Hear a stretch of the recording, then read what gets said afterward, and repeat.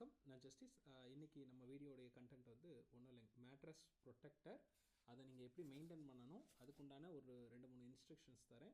ஒருவேளை நீங்கள் சரியாக மெயின்டைன் பண்ணலைன்னா அதோடைய டியூரபிலிட்டி எப்படி குறையுது, அதோடைய லாஸ்ட் டைம், அதாவது அதோடைய லைஃப் முடிஞ்சதுக்கப்புறம் அது டேமேஜ் ஆனதுக்கப்புறம் எப்படி இருக்குது அப்படின்றத பற்றி கொஞ்சம் டீட்டெயிலாக பேசுவோம். வாங்க வீடியோக்குள்ளே போகலாம். இது வந்து மேட்ரஸ் ப்ரொடெக்டர்.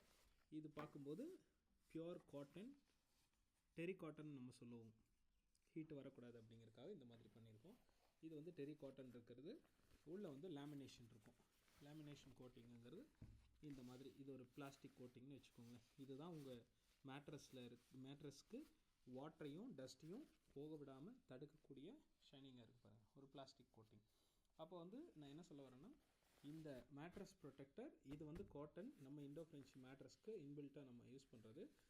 இது பொறுத்த வரைக்கும் லைஃப் ஜாஸ்தி. இது பியூர் காட்டனுங்கும் போது ஹீட்டு பிரச்சனையும் கிடையாது.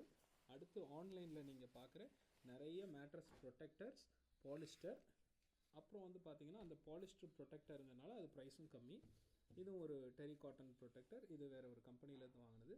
இதை வந்து நீங்கள் வெயிலில் போட்டாலோ வாஷிங் மிஷினில் போட்டாலோ நல்ல கசக்கி பிழிஞ்சு அடித்து துவைச்சிங்கனாலோ இந்த மாதிரி லேமினேஷன் கட் ஆகிடும், தெரியுதுங்களா? அப்போ அந்த லேமினேஷன் வந்து உங்களுக்கு வாட்டரை ரெஸ்ட்ரிக்ட் பண்ணுது, வாட்டரை தடுக்கும். அதுக்கு வந்து இப்படி ஷைனிங்காக இருக்குது, சின்ன கேப்பு கூட கிடையாது, ப்ளைனாக இருக்குது பாருங்கள். இது எப்படி இருக்குது பாருங்கள், டேமேஜ் ஆகி. அப்படிங்கும்போது இந்த மாதிரி டேமேஜ் ஆகாமல் இந்த ப்ரொடெக்டருடைய லைஃப்பை ஜாஸ்தி பண்ணுறதுக்கு நீங்கள் மெயினாக பண்ண வேண்டியது, இது வெயிலில் போடக்கூடாது, மழையிலையும் போட்டு ரொம்ப நேரம் தண்ணியிலையும் போட்டு ஊற வச்சிடக்கூடாது. ஒருவேளை இந்த பார்ட்டில் மட்டும், இப்போ இங்கே மட்டும் குழந்தை யூரின் பண்ணியிருக்காங்கன்னு வச்சுக்கோங்க, ஒரு எக்ஸாம்பிளுக்கு சொல்கிறேன்.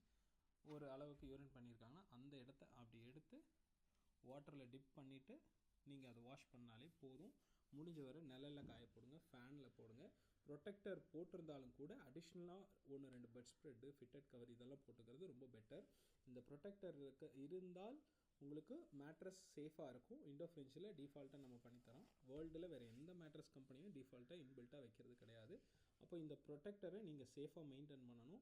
மெயின்டைன் பண்ணும்பொழுது இன்னொரு முக்கியமான விஷயம், என்ன காட் சைஸோ பெட்டு சைஸோ அந்த சைஸை விட கொஞ்சம் ஜாஸ்தியானாலும் பரவாயில்ல, கரெக்டாக இருந்தாலும் பரவாயில்ல.